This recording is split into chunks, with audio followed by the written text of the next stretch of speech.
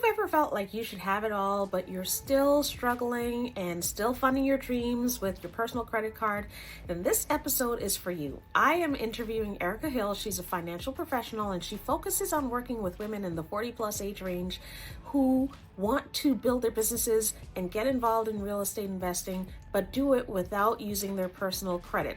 I think this is something, if you're looking for a breakthrough and you've been struggling till now, this is the episode you want to hear. So sit down and listen to what Erica has to share about how do you shift your money mindset so you can open yourself up for the wealth that you want to build, and so that you can have the time, freedom, and the money freedom to do the things that you've been dreaming about forever. So hit play and join us in this podcast. We'll see you in there.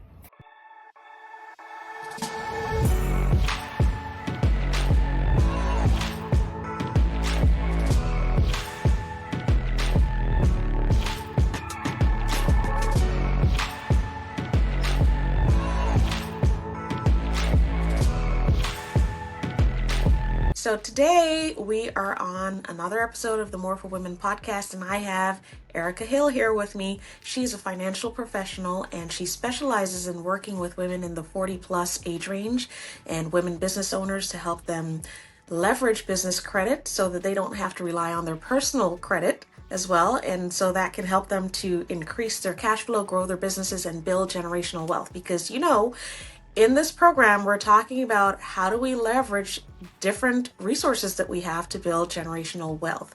And the one I focus on is real estate investing. I know Erica also has experience in that area. And all of this she brings to bear. But, one thing I want you all to focus on too is that she's a real person. She's a real woman, just like you and I. And so there's a lot of value that she brings to the table. So I want to welcome Erica to the show. And she is passionate about finances because it should be a resource that you tap into, not one that breaks you or depletes you. So Erica, welcome to the More for Women podcast, and thank you for agreeing to be here. You're so welcome. Thank you so much for the invite. Yeah, you're welcome. You're welcome. So I want to just go back to bases, right? How did you even get into this field and thinking about, okay, well, I'm going to go talk with women about their mindset and their financial mindset. Where did that even come from? I think for me, it came from my own background because, look, I was always taught in order for you to be successful, you got to go to college, you got to get a degree. Mm-hmm. So that you How can many of us have heard that, right? Oh my gosh, so you can make good money working for somebody else and put all your money in a bank. Well, fast forward, I realized all of that was a lie. Mm-hmm. I realized that all of that was a lie. No one ever talked about owning your own business. It was always, working for somebody else. So when I decided to go solo and start my own business, I was bootstrapping my business. I was self-funding my business for many, many years until I actually met this really wealthy woman. She also was in real estate. She owned her own real estate business. She also owned a mortgage company. But she started teaching me different things, and funding out of my own pocket was not something they were doing. Like, her and her husband were developers. So that's when I learned about leveraging other people's money, and it was just an eye-opener for me. But in saying that, when I learned how to leverage other people's money, there was a fear there, because I also was taught that debt was bad. You don't talk about money, and you don't ask other people for money, right? That it's this whole thing. Don't talk about it. You don't ask people for it, and debt is bad. So, I had this money that was available to me, but I was scared to use it. So I realized that I had a lot of money blocks because of the way that I was raised when it came to money. And once I overcame that, I was like, I'm not going to be the secret squirrel. I'm pretty sure there are a lot of other women that suffered from the same thing. And it is. Absolutely. And I think, I talk about this a lot too, especially in minority communities, Black communities. It seems that we get educated, we do all these things, and then the next generation starts over from scratch again. And, that's something I'm passionate about changing as well, because we've done all this work. Like, why should we go back to square one again? So, you mentioned something also that I think is really important for our listeners to understand, because a lot of people think, oh, I'm going to go pick a piece of knowledge from here and I'm going to pick a piece of knowledge from here and put it all together and I'll have the full picture. But you actually had access to someone who could shortcut that process for you. Um, so how did you find that person, and what did you have to let go of in yourself to be able to say, okay, I'm going to learn from her and, put aside whatever shame or guilt or whatever else you might have had around that? So I used to own a mortgage company, and even though her and her husband had their own brokerage, she wanted to give back by helping another black-owned business. So she let me do her one of her properties that she was actually buying. Mhm. So I saw their tax returns, and it was seven figures on those tax returns. They were making big, big, big Eyeballs money. popping. Yeah, so I start. I'm the type of person. I'm very inquisitive. I've always been like that as a kid. I used to always ask questions. Now, as a kid, I would be told, "Stop asking all them dang questions. Stop asking all those dang questions." Hmm. But I start asking her questions, like, so what are you guys doing? Da da da da da. And she was so willing to share. Hmm. So she became my mentor. Like, she Yeah. took me in as family, her and her husband, and they were willing to just teach to me and pour into me. So I That's had beautiful. someone do that for me, so I know how it feels. That's the Hmm. reason why I'm passionate about doing it to other people, because it makes you feel appreciated, first of all. Hmm. Hmm. You kind of get upset though, because you're like, well, how come I didn't know these things? I Like, wish I knew this sooner. yeah, like, oh my God. But I just Yeah. felt so loved, and I Hmm. felt so appreciated. And Hmm. it took me to the next level. So I felt Hmm. so grateful. Hmm. Awesome. Yeah, and I think there's that concept too. Having a mentor means that it's okay to make mistakes, but you don't have to make the same mistakes that somebody already made that they can teach you to avoid, right? Because we don't live forever, and we don't have 24 hours of the day that we can work all 24 hours of the day and figure everything out. So I think that's really valuable what you shared, that you were able to humble yourself to understand that, hey, somebody's got this knowledge that I don't have and I need to learn from them. There's I think what you also kind of I hear underneath it all is the concept of investing in yourself. What did you have to invest to take full advantage of that mentorship? So it was more so my time, because she didn't really require Hmm. any money. It was Hmm. my time Hmm. that I really invested. But after her, let me say this, the encounter with her made me realize the value within myself. Hmm. And the knowledge that I got from her, I realized there was so much more that I also was missing. So I Hmm. started dumping a lot of money within myself to find other mentors. My thing now in life is I don't have to figure everything out. Hmm. However, I do need to find someone that has figured it out and get the blueprint from them. Hmm. Hmm. I don't have to be the one that has to start over from scratch, like you were saying before. I used to have that mentality. I don't Well, we have don't have that to. kind of time Yes, either at I our was stage just of getting ready life. to say that. Like, look, you're getting older now. I don't have time to be trying to figure it out. Let me find No. somebody, pay them, and keep it moving. Yeah. Right. Yep. Yep. Awesome. So now we move into where you are now. So that's where you started, and here you are now. You're bringing that knowledge and more to the clients that you teach. So tell me what exactly it is that you teach your clients. So I help my clients get access to capital. So for business owners, that are making good money in their business, but they're ready to scale and grow to the next level, I help them get access to the capital. Hmm. But I take it a step further, because what I realize is anybody can get you access to capital. If you have a Right. certain requirements, you can get the money. It's Hmm. knowing what to do with the money, how to leverage the money, how to manage Hmm. the money, how to protect the money, and how to grow the money. Those are the missing pieces in the Hmm. industry. So I help with those components, but I also help with the mindset piece, because a lot of the people that come to me were in the same situation that I was in, and Right. they still feel like debt is bad. So there's a part of them that's guilty Hmm. for even having access to debt. So Right. yeah, it's Yeah. a whole complete Yeah. ecosystem.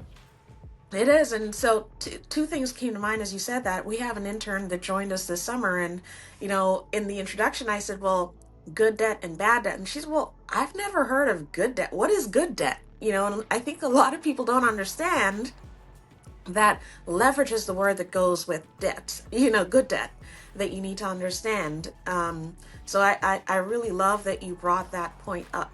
So I remember also that when I first started in the real estate investing space, our mentor said to me, he said, there's a lot of money to be made in real estate investing, and you're going to start seeing more zeros.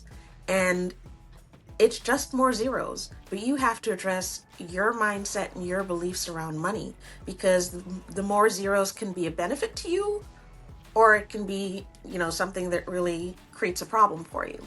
So tell me about that aspect of what you work with women on, and what kinds of things do you run into when you see women start to realize they have all this money that's available to them? The one thing that I realize with the women that I work with and myself is that we were taught to focus on that sheet of paper, that green sheet of paper, the dollar. So we've been taught to look outside of ourselves when it comes to money. Money is an inner game. It's really an energy. So when you focus more so not on that sheet of paper, but the energy behind it, it helps you to develop a different relationship with it. And my clients, what they can tell you about me is, working with me, they have the relationship that they are money. Because when you're looking for something outside of yourself, you're giving it power. But whenever you can go inside of yourself, you understand where that power comes from. It comes from an internal thing. So the first thing is, what type of relationship do you have with it? Because if you were somebody that was taught money is evil, put that back, we can't afford that, you had a scarcity mindset, even though you may have more commas and zeros, somewhere in your energetic field could be blocks when it comes to that. So that's something that you have to take a look at and see, what type of relationship have you created yourself? Not what the world has told you, but your own personal relationship. Like, how do you see money for yourself? Because that's going to determine how you actually use it, or how it uses you. Right. Some women listening to this show right now, they might be thinking, oh, this is all this woo-woo stuff with energy and blah, blah, blah. And similar to you, when I work with people, so yeah, I teach real estate investing, I teach wholesaling, but there's a lot of internal work that needs to be done for you to be able to be ready to fully embrace all that I'm teaching. It's really, I think, similar to what you do. So how, for the people who are listening to this and going, oh, well, this energetic thing, I mean, we're talking about money here. They're two completely different topics. When someone has a block around money, what are some examples of how they're showing up in everyday life? I want people listening to really begin to see themselves. How might that look? So let's just say this. When there's a block in your system, you feel it. For instance, if you're someone that avoids paying your bills, and when you do have to pay bills, you feel a heaviness in your chest. Yeah. Or if you're somebody that's looking at your bank account, and with business, sometimes our business ebbs and flows. Sometimes we have good times, sometimes we have bad times. But when you're looking in that account and you see lack, or you see like, oh my gosh, the account dipped, and you automatically panic. That's a block. Or, when you're using your own personal credit, and let's say, hypothetically speaking, you haven't structured it properly, and your utilization increases, so your credit scores decreases, and you automatically panic because, oh my God, my credit scores have dropped 50 points. Oh, my self-worth has also dropped, right? I'm a failure. My credit scores are like 650. Yeah. That's called a block. So anytime there's any type of feeling that you have when you look at numbers, or you look at, money or anything like that, there's a block somewhere. Because there shouldn't be anything in your space. Like, it's just a number. Numbers only mean what you make them mean. That's it. So when you feel yourself contracted in any kind of way, when it's coming to dealing with finances, money, anything like that, there is a block. Right. And I think it's cool that you mentioned that. I just released a video where I'm talking about nothing means anything except the meaning you give it, right? And so you have to examine, what is the meaning I'm giving money, and what is the power I'm giving money over my life. And to share a personal example, so I remember when I first started in real estate investing, this was 2014, and I was broke. I had another business, so I was a coach, and it had its ebbs and flows. And I, got into real estate at the same time. And my first check, I was holding it in my hand. My half of the check was $4,000. I had put no money into this real estate deal, but I made $4,000. So I realized as I was driving to the bank to deposit the check, I was feeling two things. Oh, excitement. This really works, right? And the next feeling behind that was, oh my gosh, this money's going to run out. Can you imagine that? I'm holding a check in my hand for $4,000. I haven't even deposited yet. And I'm already like getting these feelings that's similar to what you're talking about, panicking around it's going to run out. So, if someone is listening to this right now and they say, okay, I can identify some of those feelings for myself, what are some things they can do to start to examine and then release those kinds of energies, negative energies around it? So another thing too, I want to bring to your attention, what I run across a lot is a lot of the most of the clients that I work with are women. Now I do work with men too, but the majority of them are women. The enlightened men, right? The ones. Yeah, and a lot of times they'll say things like, "I'm bad with numbers." Like when it comes to them knowing their numbers, because when at the end of the day, when you're adding in debt into the equation, you got to know those numbers. Like you got to know those numbers. You cannot fudge it. Those numbers yeah. Not a recipe for a disaster. So whenever I hear someone say, "Oh, I'm bad with numbers," or if I'm asking them, "What are your net profits? What's your cost per acquisition?" I'm asking them these questions and they can't answer. I already know right off the bat you got a money block. Because you're avoiding looking at your numbers. So the first thing is become aware. Because you can't address anything. You can't change anything if you're not aware of it. If that's your normal mode of operation, you don't see anything wrong with it. That's just your normal amarettus. Like that's just how you operate. So when you become aware, like, whoa, hold up.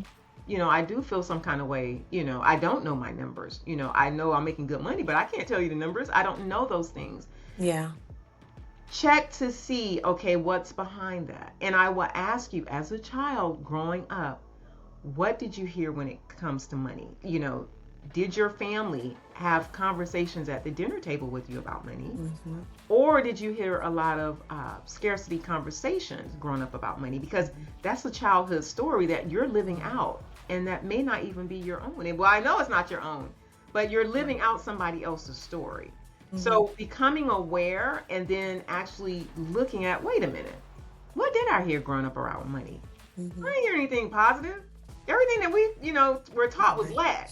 Put that back, we can't do this, whatever, and it has a lot of lack, then there's some work to be done. Yeah, in my coaching days when I would work with people, a lot of the things that we grew up with, the messages we got from the adults around us, they were meant to ideally protect us, right, for making mistakes. But things sometimes run their course. Like, okay, let's use an example for our outfits. I'll just say I am not the same size that I was 10 years ago. And that outfit might have looked really nice 10 years ago, but if I try to squeeze myself into it today, not going to have the same appeal. And I think that's a similar concept to the messaging that we got as children that we're still carrying along, because we didn't realize it was there and it has outlasted its usefulness. And so, you have to examine, okay, well, is it still useful for me at this stage in my life? So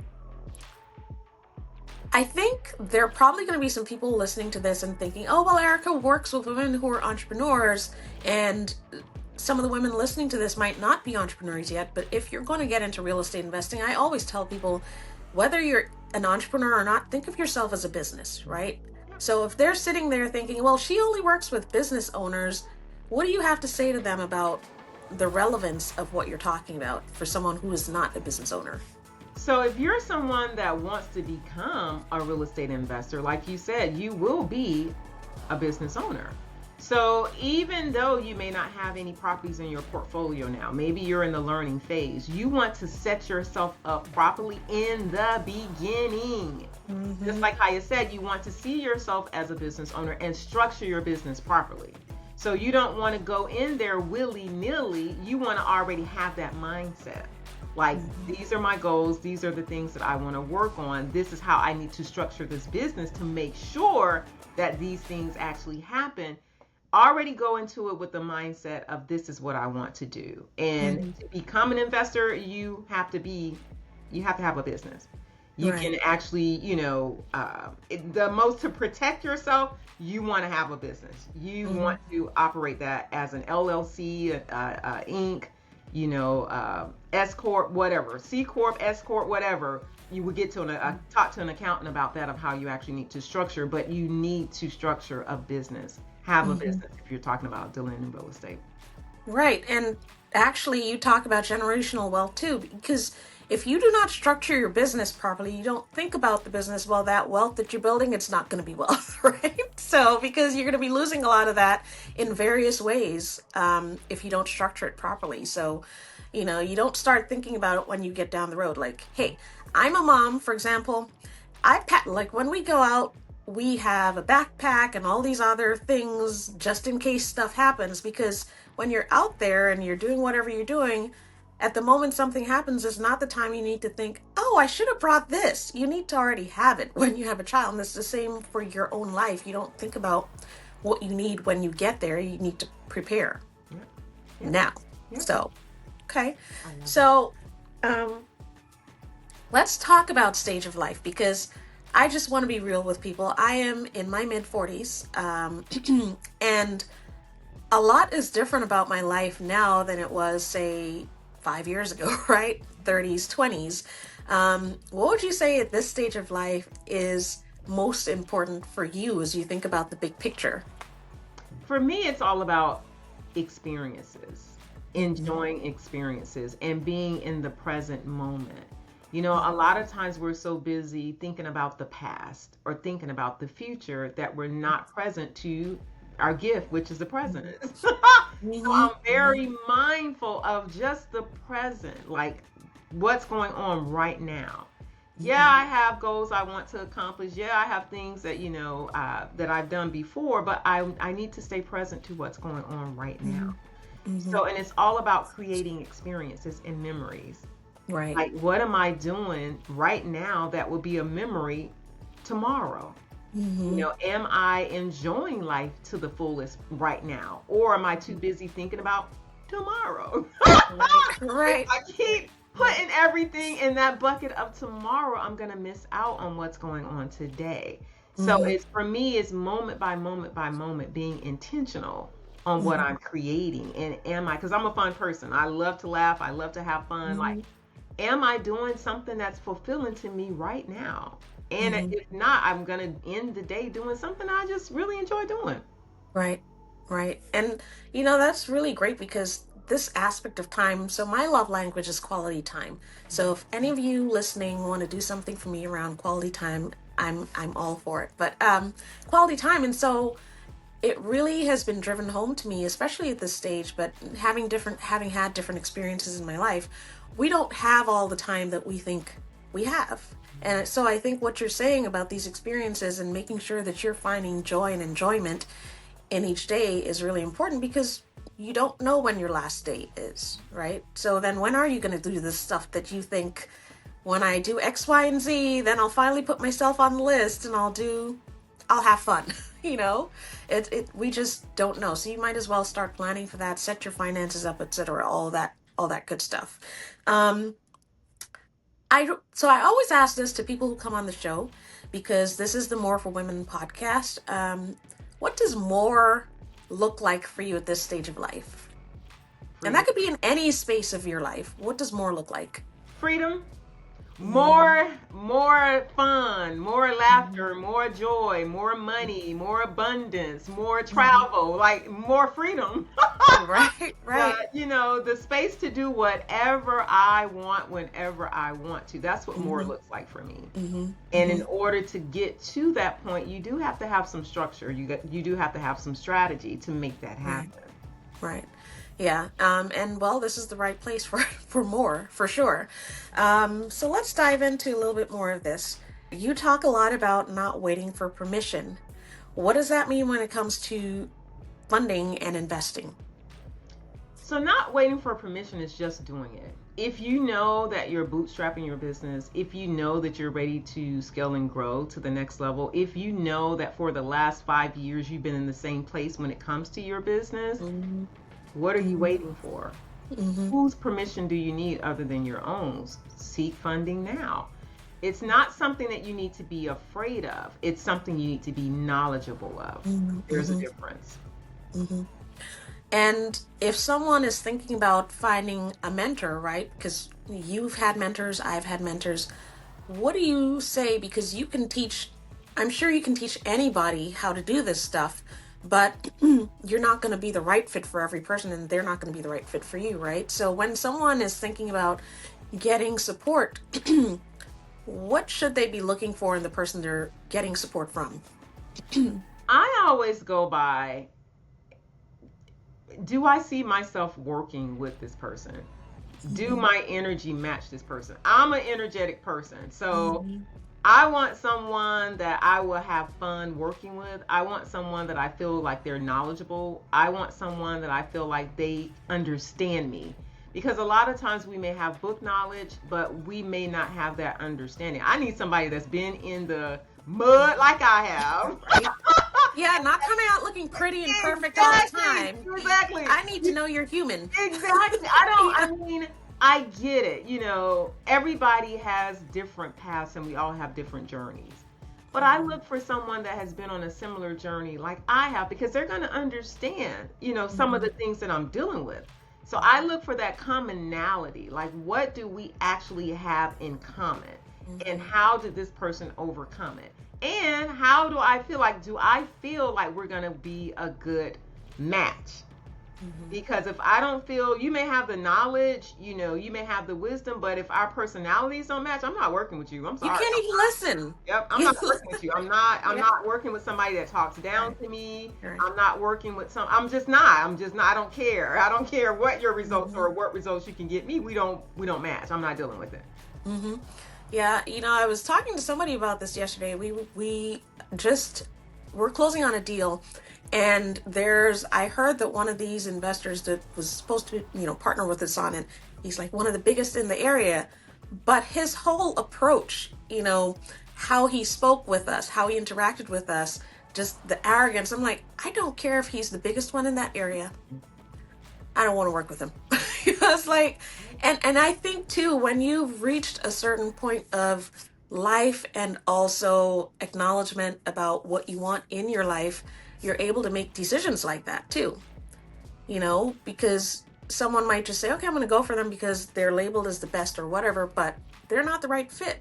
And if you're not in tune with enough with yourself, you're not going to recognize that. You're going to make a mistake, waste your time, waste your money, all this stuff, and still not get the result, The that thing you with want. me is my Mhm. peace. I have Mhm. to have my peace. And I don't want Mhm. anyone to come into my life at this stage of my life to disrupt my Mhm. peace. Mhm. So if I see that you may be a disruptor, no, I'm good. Next. Yep, keep it moving. Keep moving. Right? Yeah, Life keep is too moving. short. I don't want the stress. Yeah, none of that. Mm-mm. Okay. Um, so let's talk about your program. Um, we are bankable. So it helps women to build financial infrastructure. What are some of the key mindsets and habit shifts that they need to make um, to achieve the results you're teaching in this program? So one of the things is, like I said, when you're dealing with debt, like Hayya was saying when we first start talking, there's a difference between good debt and bad debt. It really is. And if you track any wealthy family, you're gonna see that they didn't bootstrap their way to Mm-hmm. success. They leverage other people's money. That's just one of the formulas and the strategies that they actually use to get to the next level, because you'll get there quicker. Mm-hmm. But in saying that, you got to be empowered when it comes to funding, numbers, anything. Mm-hmm. Because if you don't know your numbers, that is the quickest recipe for disaster. So Mm-hmm. if you're someone and you're like, oh my gosh, I don't know my numbers, I'm bad with numbers, anything like that, the first thing is to change your relationship. You got to see money as your friend. Mm-hmm. It's your coworker, like it's your friend. It's there to take care of you, so you have to develop that relationship with it so that you'll understand. To be honest with you, once you have that relationship, you're gonna want to manage it. That's gonna Right. be like, look here, we need to have a money meeting today. Mm-hmm. We Mm-hmm. need to have a meeting of the month. Like your whole Yeah. relationship with it is gonna change. You're Mm-hmm. gonna want to do these things. It's not like Mm-hmm. something you have to do or Mm-hmm. something. It's not have to do. It's gonna be like, I want to do it. Mm-hmm. You're And gonna. there's energy too around those words. We call it catabolic and anabolic energy. If you have to do something, you're being forced, right? Yeah. And then what kind of do you want to be in a friendship that's forced? you know, not really. Yeah, yeah. Yeah. That's like being in a relationship with a man. If you Mm-hmm. have to force him to do stuff or push him to do something, you're gonna push him out the door. Mm-hmm. He's You're like, like, well, why are you no. here, right? Exactly. Seriously. You're gonna be Yeah. like, yeah, goodbye. Like seriously, it's the same thing. Like it's the same thing. Yeah. My mom used to say when I was younger, before I, really seriously started dating and got married, she used to say, when you meet the right person, it's not going to feel like work. Not to say that you don't have to work on the relationship, but you won't have to force the connection, with the person. And it's the same thing. It's relationship, right? You have to be in relationship with the money. Mhm. So that's the first thing, is building that empowerment and that Mhm. confidence Mhm. when it comes to you actually understanding that you guys are in this together. You're a team. It's not Mhm. trying to control you. It's not trying to manipulate you. It really wants to love on you. It does. So Mhm. once you develop that relationship and that confidence and that empowerment around it, you're going to move differently. Mhm. Awesome.